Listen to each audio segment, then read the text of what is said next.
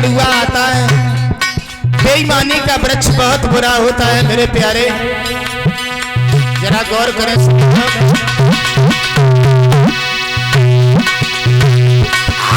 दगा किसी का सगा नहीं,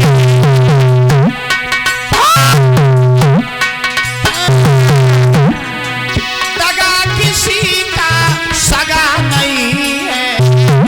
अजवाए के देखे और जिन लोगों ने दगा किया घर जाएगी देखने।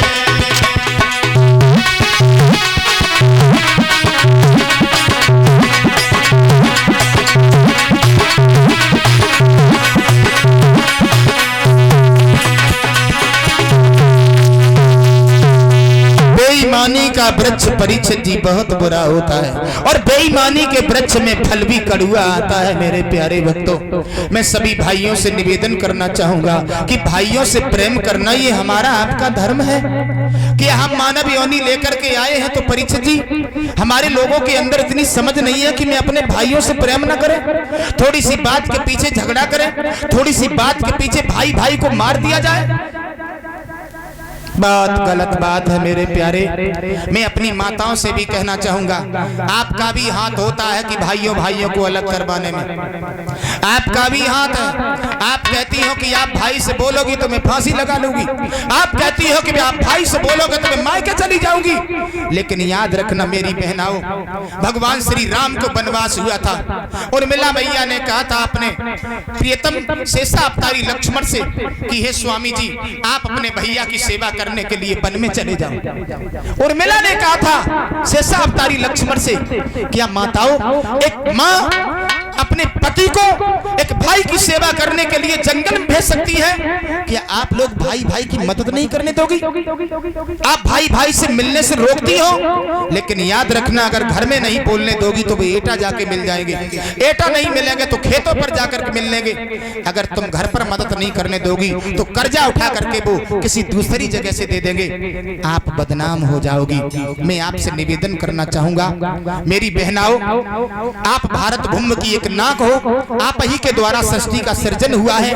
आप लोग भाइयों भाइयों से जुदा नहीं करवाना, भाइयों भाइयों को कभी अलग नहीं करवाना, क्योंकि भाई एक वो धरोहर है।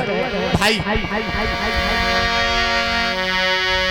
भैया मारे यदि भैया को, भैया मारे यदि भैया को, तो ढाल बने जा मैया है।